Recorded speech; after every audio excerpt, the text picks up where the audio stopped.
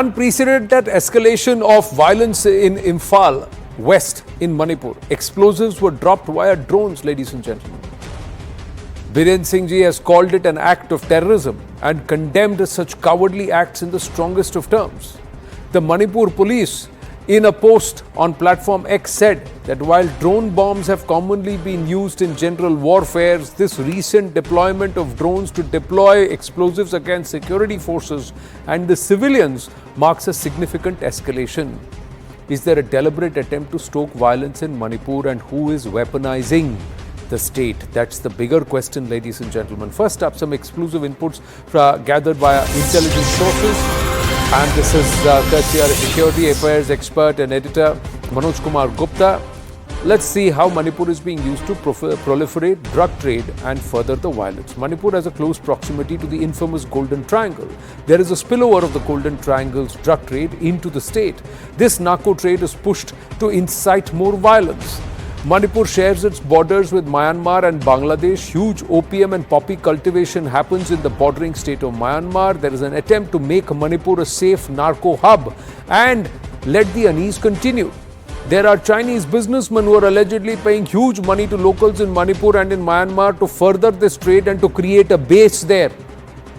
Trafficking of methamphetamine, ketamine is being done via the Golden Triangle as Manipur is close to the Myanmar hilly areas. There are 3 regions there where there is large-scale poppy cultivation. Drugs are also being pushed into Manipur via hilly areas. The entry of drugs are happening via Behyang and More in Manipur and then sent to Kohima and Dimapur. Kohima in Nagaland, Dimapur in Assam from Manipur, and then thereafter to rest of the country. As per the intel source, a parallel economy of drugs worth 60,000 crores against a state budget of 35,000 crores is currently functioning and running in Manipur. The drug trade is being pushed via the Golden Triangle. It's the Myanmar drug cartel spillover in Manipur. There are also religious groups backed by various international bodies that are also involved in this stoking of the unrest, and they have a hand on the till, ladies and gentlemen. We have already mentioned how Manipur shares its international border with Myanmar and Bangladesh. Now, is there a bigger plot to stoke unrest? Remember what Sheikh Hasina had said in May. She had said conspiracies are still on and there was a bid to carve out a new country out of Bangladesh like East Timor. She had said that a West plot, hinted at a West plot, saying they will carve out a country taking parts of Chattogram and Myanmar and also portions of Bharat with a base in the Bay of Bengal. B.L. Vohra, former Home Secretary of Manipur, and he's also been involved with our security forces, is with us on the phone line. B.L. Vohra, namaste. Thank you for taking the time out to speak with us from a pressing commitment. But Manipur, your analysis, especially these drone drops with explosives and this escalation in the recent past that we are seeing, how would you read this, sir? Namaste, and thank you for inviting me for this. The drone attacks is a very dangerous development, and I think that they are well armed, well trained, well equipped, and it is definitely not due to any training or equipment from inside Manipur. Definitely some very highly trained groups from abroad, either intelligence agencies of some countries or insurgent groups, they are the ones who have provided them with this wherewithal. And I think that these 2 days attacks are not going to end. They may increase more. Now, with this, I think it's a new dangerous level they have shown to the rest of India, to the rest of criminals, to the rest of the terrorists in India, and even abroad for that matter. It's a new weapon, and police definitely is unprepared for this kind of a thing. It will take time before it acts together. But why it is happening? The point is that, the drug mafia, that was the original thing which I have been saying.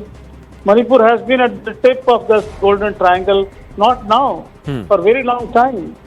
When I was posted there in 1980s, it was there at that time also. It was before that also. It's after that also.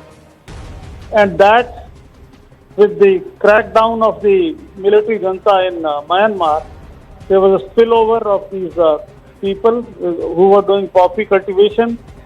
They had kith and kin in Chudachandpur, though they were doing already, but this went up.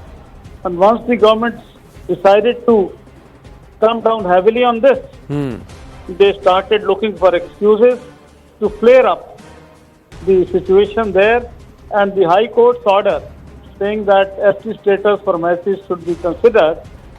They did not say it should be given, should be considered by the state government, and they misinterpreted it, and the whole thing flared up. Thank you. But Bir Voraji, let me ask you, is there a religious angle to this also, or are there entities who deliberately want the pot to be stirred and continue to be on the boil here? Yes, there would be definitely religious entities, because these people, their Kukis are all Christians. Nagas are also Christians. Meiteis are all Hindus. So this is there. And Christian missionaries, when they went to the northeast, they went all over. And they, in fact, they converted people right across in Nagaland, in Mizoram, in Manipur, in Tripura, in Meghalaya, Assam, Arunachal, everywhere. I think though that influence has gone down considerably now, because RSS and Hindu outfits are also quite active. But this angle cannot be ruled out, definitely. Definitely, it will be there. Yes. Bir Voraji, thank you very much. Look forward to you joining us live on the right stand sometime soon. Thank you for your thoughts here. Thank you for speaking with us. We're going to take a very short break, ladies and gentlemen. When we come back, once again, in that very region, in the neighborhood, very, very worrying visuals that are coming through from Dhaka. That's the Chinese envoy openly endorsing the once banned outfit in Bangladesh, to Jamaat-e-Islami. Those that worked hand in glove with Pakistan, those that were termed the Razakars in Bangladesh, they are now getting open endorsement by China after the ban on them has been lifted. What does this mean for Bharat? Stay with us.